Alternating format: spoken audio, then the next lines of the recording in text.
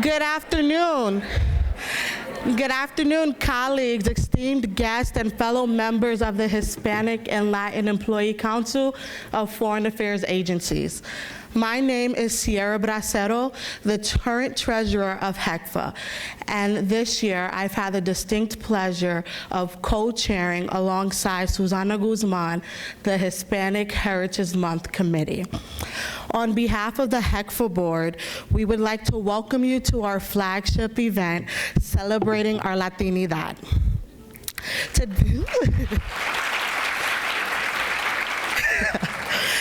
Today, we gather here to honor the vibrant tapestry of our Hispanic and Latin culture, a heritage that enriches the very fabric of our society. As we come together in unity and pride, we also recognize the significance of Hispanic Heritage Month. Hispanic Heritage Month, celebrated from September 15th to October 15th, is a time where we pay homage to the countless contributions and achievements of Hispanic and Latin individuals throughout history.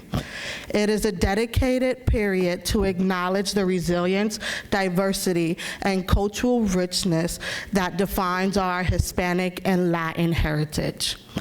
During this month, we take a collective pause to reflect on the invaluable contributions made by Latin trailblazers in all aspects of life: art, music, literature, science, business, and politics, to name a few. The indelible mark on our society inspires us to continue forging paths and progress, embarking and embracing on our roots. Today, we are honored to have with us a remarkable individual who embodies the spirit of Hispanic and Latin excellence and leadership. It is my distinct pleasure to welcome Congresswoman Veronica Escobar to the stage. Sorry. She is a tireless advocate for our community. Congresswoman Escobar has played a pivotal role in championing the rights and interests of the Hispanic and Latin individuals across the nation, especially for her constituents in the 16th Congressional District of Texas. Her hope and inspiration is a beacon for us all. Following Congresswoman Escobar's speech, we have dance performances from the Peruvian dance partners of Nelson Briceño, Carla Gang, and Patty Reyes, the Bolivian dance group Latinidad Alma Boliviana, and the Caribbean salsa group Ardiente. Please join me in welcoming with a round of applause to Congresswoman Veronica Escobar to the stage.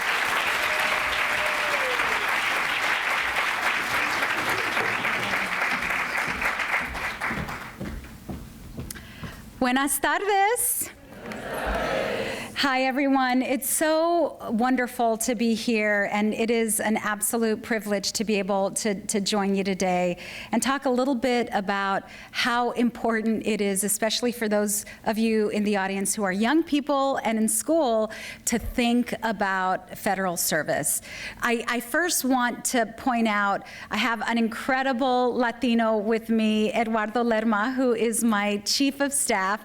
He's from El Paso, but he's been in Washington, D.C. and on Capitol Hill for many years, native El Pasoan. I also have Zara Sahib, who is my legislative director, who has an amazing life story, and she helps lead our legislative team.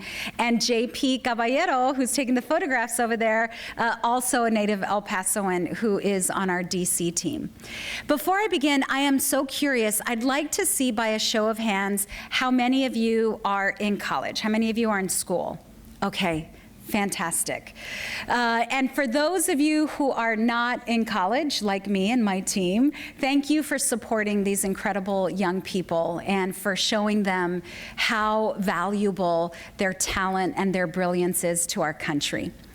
I want to tell you all a little bit about me, just so that you can know how possible things are for each and every one of you.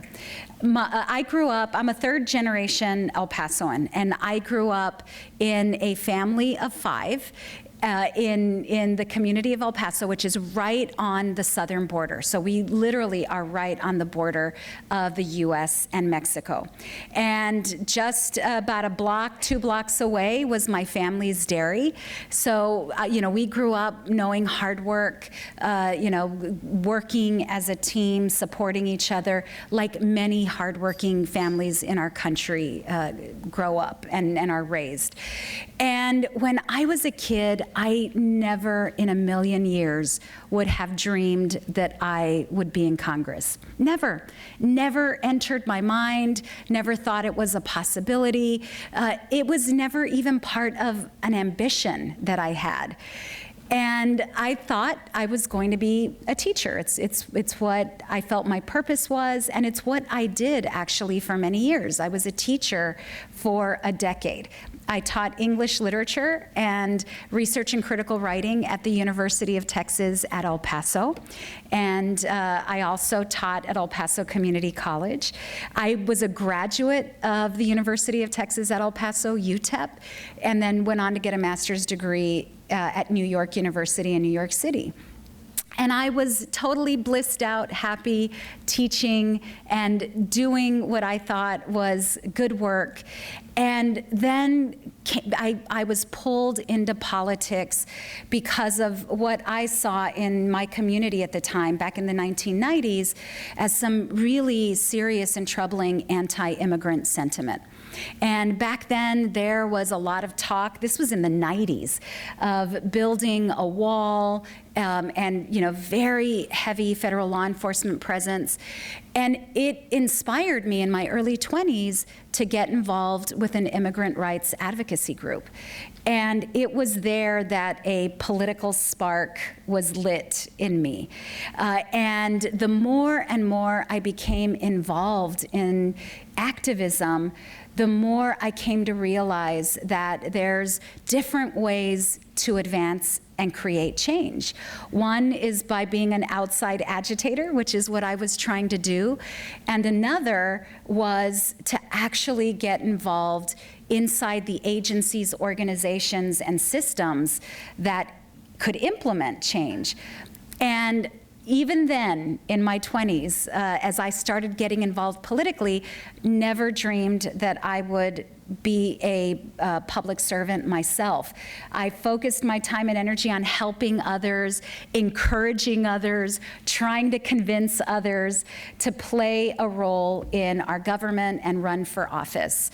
And it wasn't until about 10 years after being a volunteer for other people myself, 10 years of encouraging others, 10 years of trying to convince others to run for office, it was 10 years later that someone tried to convince me. And when my then mentor, a former mayor who I had helped get elected to office, when he called me and tried to convince me to run for office myself in local government, I said no probably a dozen times. And I kept saying, no, I'm sure there's somebody better. No, I can help think of somebody else. No, let's work together to find the ideal person. And every time I said no, that it wasn't me, it wasn't my turn, or I didn't have the capacity or the talent to do it, it took about a dozen times of saying no before I finally asked myself, but why would I say no? Why do I keep thinking somebody else might be better or do a better job than I would? And it was a real wake-up call for me as this young Latina from a border area that I had to begin thinking of myself differently in order to really think about the potential that I could bring.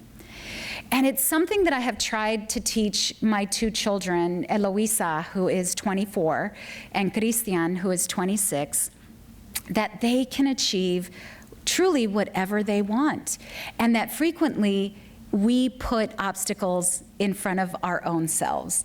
And we've got to look beyond those obstacles and begin seeing our own potential, our own brilliance, and our own talent in the same way we can see it in other people. And I will tell you, this is especially true, I believe, for Latinos. When you look at federal service as an example, you know, the Latinos represent about 19% of the country's population. In a state like mine, we are rapidly becoming a majority in Texas. In a community like mine, El Paso, we are 85% of the population. And yet, we are still not adequately represented at the big decision-making tables. We are not adequately represented in positions of leadership and power and authority, and we are not adequately represented in the federal workforce. And I will tell you that is especially true in the State Department. One of the 5 kids that I mentioned growing up, one of them, I have 4 brothers, and I'm the one sister, but one of my brothers is actually in the Foreign Service. He's in the State Department. And he is a career diplomat. Some of you who are in the State Department may know him. He's the Deputy Assistant Secretary for Eurasia, Gabriel Escobar, who I am so incredibly proud of. But growing up, I never imagined that he would become the incredible leader and patriot that he is today. And I have spoken with so many other people who've been inspired by him. And I want you all to see yourselves more in folks like me and in folks like my brother, who really didn't dream as big enough as we could have or should have, but we somehow found our way because other people urged me. I don't know about my brother. I think maybe he urged himself, but other people urged me to see myself in a way that they saw me. So, you know, Latinos bring, because we are celebrating Hispanic Heritage Month, I do want to brag on Latinos, but we bring such incredible qualities to the workforce and to leadership. Something that is very intrinsically cultural in Latino communities and Latinos ourselves is our loyalty to family, the way we stand up for one another, the way we support each other, the way we uplift each other, the way we protect each other. Those are incredible qualities. Qualities that can make you excel in the workplace and excel in leadership. We are also, I think, among the most resourceful people around. We can make do with anything, and we can turn a little something into something big and significant. You know, and it's my kids who had the privilege of growing up around my mom, Isabel Escobar, you know, are always remarking how her own talent and everything that she has been able to do with so little, and how transformative she is able to be in the lives of so many. And it is really, I think, on all of us to make sure that we are not just, for those of us who are not in college, it's important that we're not just mentoring young people for the sake of diversity, but that we are seeing the value that that diversity brings. And we have to do a better job, frankly, as Americans, not just in the federal workforce, but I take this job very seriously when it comes to recruiting candidates and encouraging people to run. But we have to do everything we can to ensure that young people all over this country, especially minorities and women, can see themselves excelling in our realm. Because frankly, we need them. We need their cultural competency. A significant number of Latinos in El Paso and Texas in our country are bilingual. That's an incredible talent and skill to have. And we can use that to our advantage and our nation's advantage. And I know in so many ways I'm preaching to the choir. But really, even those of us who already believe this very firmly and see the benefits of the diversity and recruiting great young people from different walks of life, we each can and should do a much better job. And again, not just seeking people out to join our organizations, but looking for those opportunities to provide badly needed mentorship. You know, I can tell you, I talk to service members, as an example, in the United States military, especially newly enlisted service members who are people of color or women. And even though we like to say in our country, you know, there's space and room for everybody, and you know, and our service lines are a perfect example of that. Frequently, many of the young people who enlist feel isolated, feel like they don't know the ropes. Their parents didn't participate in the military, so their folks can't give them advice. But many times they are embarrassed to ask for advice, embarrassed to seek out help, and don't even know how to connect with a potential mentor. So it is really important that we mentor people around us, and that many times just begins with a simple act of friendship and support. And for you incredible young people who have taken the initiative to be here today and to listen and to learn, and who are interested, you too are mentors. You too really can help provide the support and the encouragement that your peers need and that members of your own family need. You know, if you have siblings who look up to you, if you have friends in your neighborhood who look up to you, friends at school who are inspired by you, what an incredible gift it is to be able to extend that hand of friendship to someone who would love to participate in the same way that you have, but maybe just need a little bit of encouragement. And you have to encourage yourself, ultimately. You have to be able to look yourselves in the mirror and say, there is a leader that I'm proud of, there is a talent that I'm proud of, and there's brilliance there that I know can and should shine. And I think if we do that for ourselves and one another, we really can transform agencies, organizations, governments that need our diversity and that can thrive with our diversity. We are all in this together, and it's so important that we see ourselves and each other that way, that we're in this together, and that your success is our success, and collectively we can make the country a much better place. I want to thank the State Department for giving me the opportunity to be here with you all today, and just to offer a few words of encouragement and support and gratitude to those of you who have gone through the rigors of federal employment and who have taken a chance on the federal government. Thank you. You know, I want you to know that many of us in Congress, myself included, really do appreciate everything that you do day in and day out, and the sacrifices that you make on behalf of our nation and on behalf of the United States government. You are very much appreciated, and I hope to come back and visit with you all at some point again soon, but please know that I admire the work that you do, I value it, and we will do our best every day to uplift it. Thank you all very much.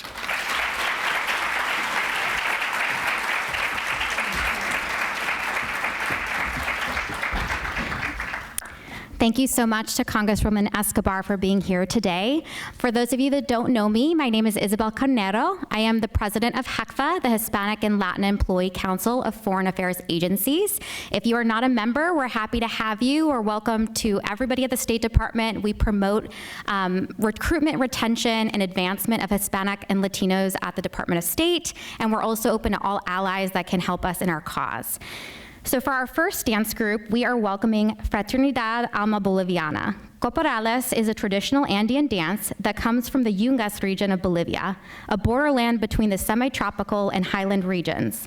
This high-energy dance has taken on a deep religious meaning and is offered to the Virgin of Sacován, the patron saint of miners, in return for her blessings.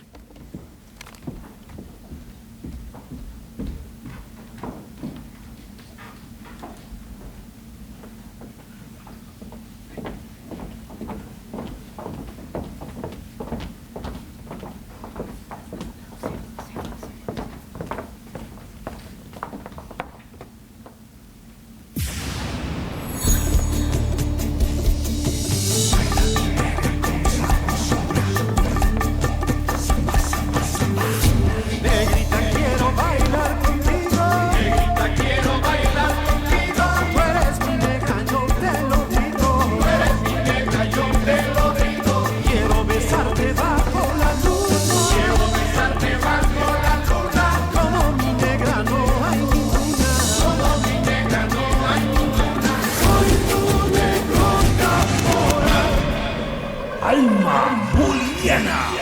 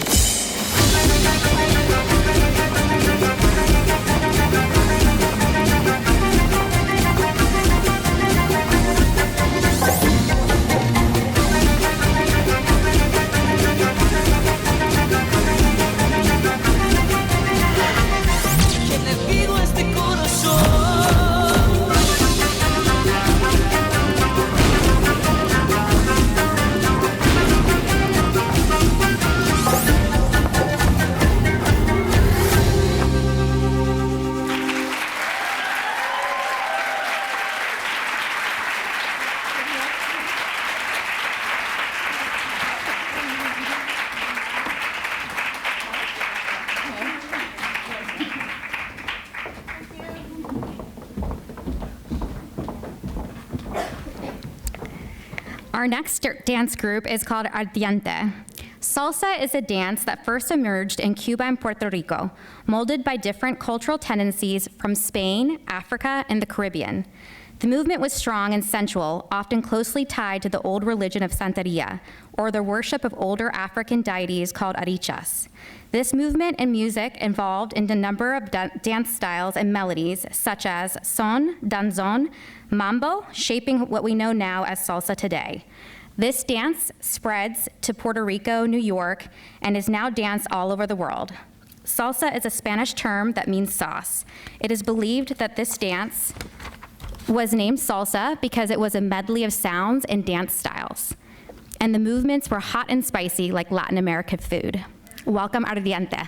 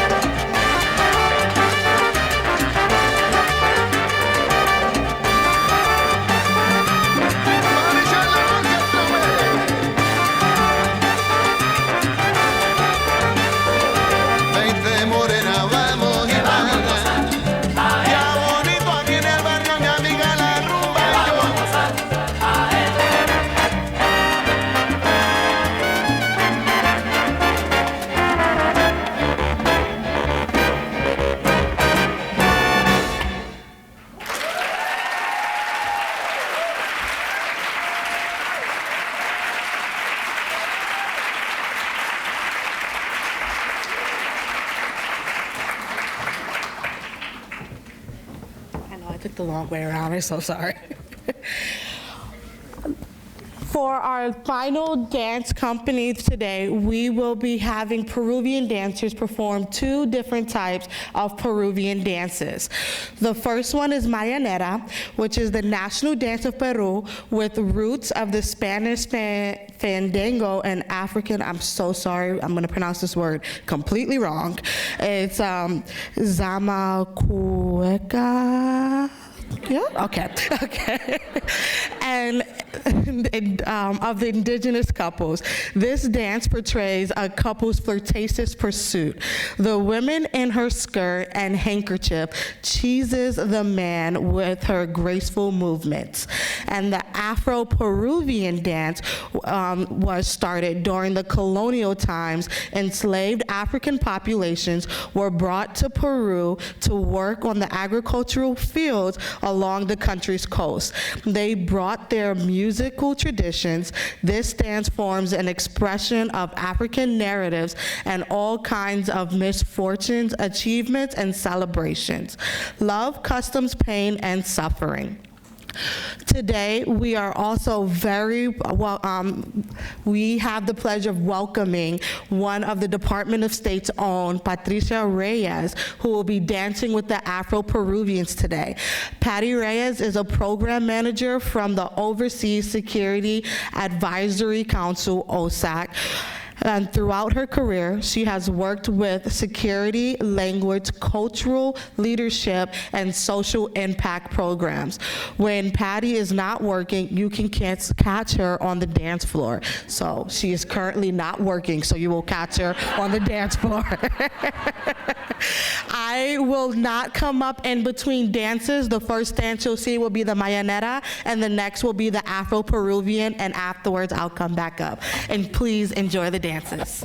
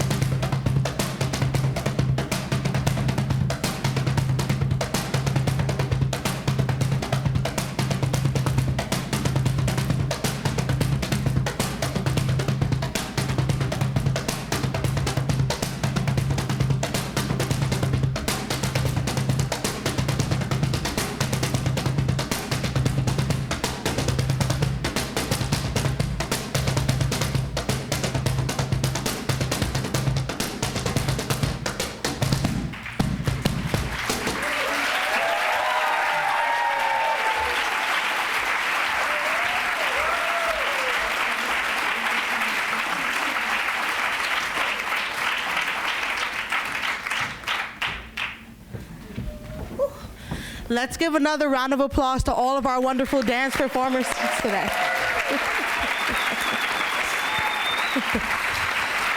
This concludes our cultural performance portion of today's event. We now would like to invite you out towards the reception area for food and networking. We would also like to urge anyone who is interested in please joining HECFAA. We are for everyone. It is not just for Hispanic and Latin identifying individuals.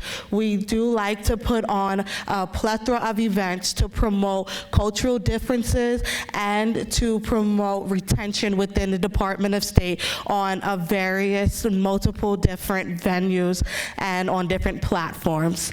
Now, if you would please give me one more round of applause for all the HECFAA employees who organized today's events. Thank you all very much for coming and celebrating with us today, our flagship event celebrating our Latinidad, and I look forward to meeting you all in the reception and hosting you again next year. Have a fantastic day.